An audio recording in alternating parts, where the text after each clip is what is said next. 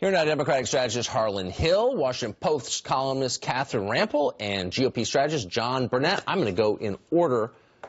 Harlan, stop spinning me, please. The fact that our cities are being attacked is a sign of success. I mean, does anyone really buy that? No, absolutely not. And what we saw from de Blasio last night was just Orwellian doublespeak.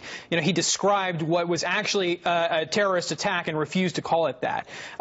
So I think that what's happening here with the criticism of Trump coming out and saying that this was a bomb is an attempt to divert attention away from the substance of this issue, which is the rise of terrorism in this country and the threat that it poses, and to have a discussion about Donald Trump's fitness to be president and how he conducts himself, which is just purely a distraction. Yeah, no, I mean, it's an interesting question. I think it's a fair question, but it's not. I don't think it's purely a distraction. But can I ask you a question? Like, I think these people, I think Tim Kaine is smart, but why do you? I always feel like they're patronizing me when they talk about the subject, blaming it on global warming or saying this is a sign we're winning. I didn't hear an accusation that this was global warming. Kerry said that 2 months ago.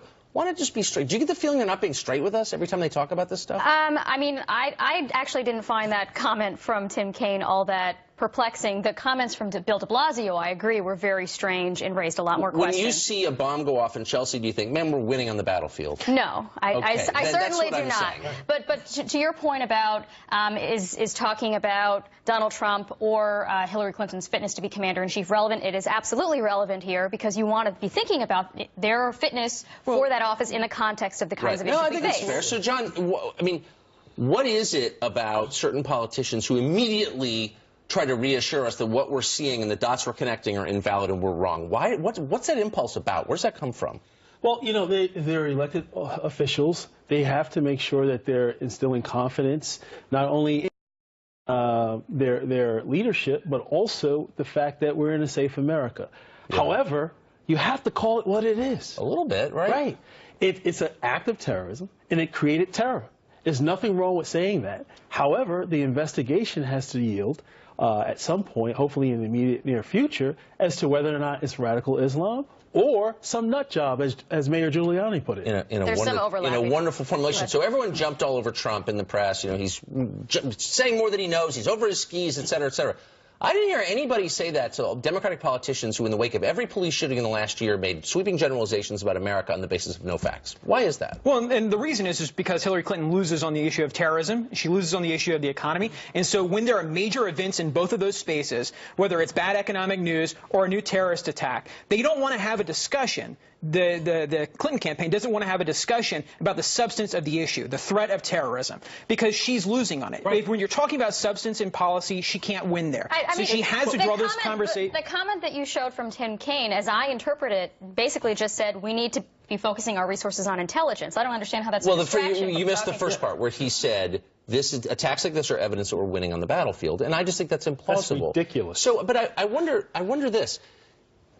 Is the average reporter, honestly, and you work at the Washington Post, does he believe or she believe that Trump or ISIS is a bigger threat to America? I mean, let's be totally honest now. Which is a more imminent threat? My impression is most reporters think Trump is a greater threat to America. I think that's an interesting question. I'm not sure that there is exactly the same dichotomy. I think there are a lot of people who worry, reporters and the American public as well. But who do they worry about more? But that there is sort of a clash of civilizations narrative that both sides are feeding, and that when Trump says we are at war with Islam, that ISIS says, yeah, I want to hear more of that because that motivates our base. Really? Because isn't ISIS already saying that? Isn't ISIS already saying related?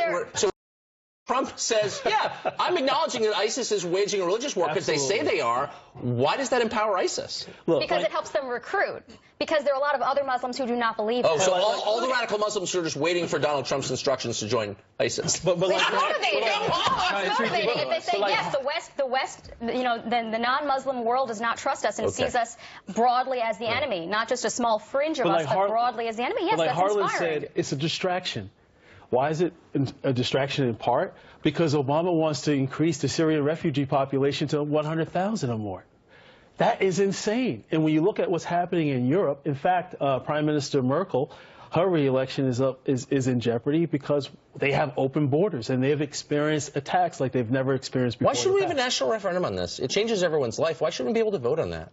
We should. I think the question you asked, does the mainstream media think that Donald Trump's a bigger threat than ISIS, is the easiest question to answer. It should be absolutely that ISIS is the greater threat. No. And they're threatening to kill children in playgrounds, to target us in movie theaters, to take down airplanes. This is an easy question to answer. Not in our newsroom. I'm being told I'm being ordered by a disembodied voice to go to commercial break because we're totally out of time. I'm sorry about this. We've been following this story all morning. Of course, a man in Minnesota shouts Allah and asks his victims if they're Muslim before stabbing them, and he stabbed 8 of them. We've got a live report from outside that shopping mall next. Plus, Judge Jeanine Pirro was live in the air the moment the New York City blast happened. She joins us with her take on who may be responsible for what happened.